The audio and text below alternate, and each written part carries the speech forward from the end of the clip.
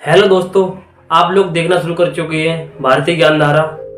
क्या आप लोग जानते हैं कि राजा पांडु का निधन कैसे हुआ था और युवावस्था में उनका निधन किस कारण से हो गया था?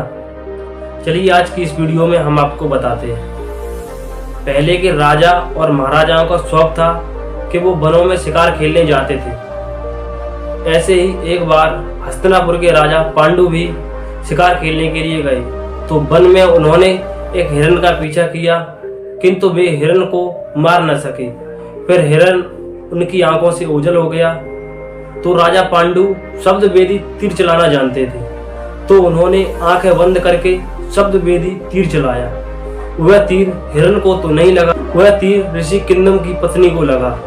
ऋषि किन्नम उस समय अपनी पत्नी के साथ संभोग कर रहे थे।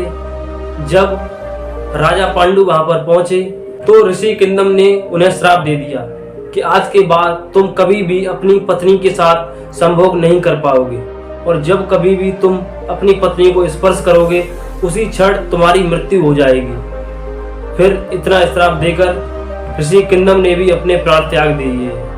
फिर राजा पांडु को इसका बहुत अफसोस हुआ है और उन्होंने खुद को अयोग्य शासक समझकर हस्तिनापुर का राज्य त्याग दिया है और वन में जाकर पश्चाताप करना ठीक समझा।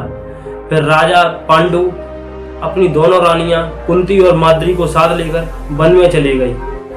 राजा पांडु ने जब यह बात कुंती को बताई तो कुंती ने उन्हें एक मंत्र के बारे में बताया जो उन्हें कुमारी थी तब दुर्वासा ऋषि ने दिया था। उस मंत्र की विशेषता यह थी कि जिस भी देवता का स्मरण करके उस मंत्र का जाप करो तो वह देवता प्रसाद के रूप में एक पुत्र देता है।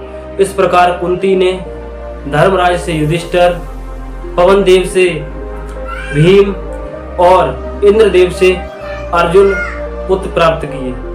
फिर रानी माद्री के कोई पुत्र नहीं था, इसीलिए उन्होंने उस मंत्र को रानी माद्री को सिखाकर अश्विनी कुमार से 2 पुत्र रानी माद्री को प्राप्त करवाए।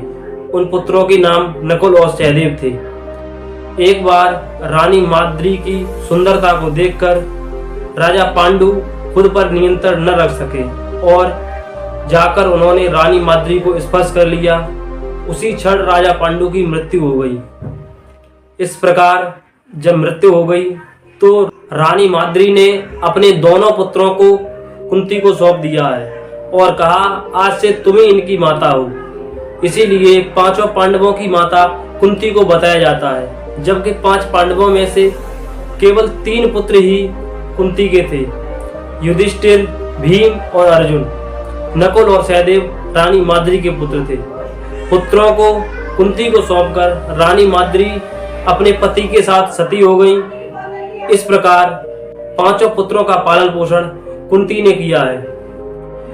राजा पांडु की मृत्यु और पांडवों के जन्म के रहस्य के बारे में जानकर आपको कैसा लगा कमेंट बॉक्स में जरूर बताएं, और वीडियो पसंद आया हो तो लाइक करें और इस वीडियो को अधिक से अधिक शेयर करें। और अगर आपने हमारा चैनल अभी तक सब्सक्राइब नहीं किया है तो सब्सक्राइब करके बेल आइकन को जरूर दबा लें।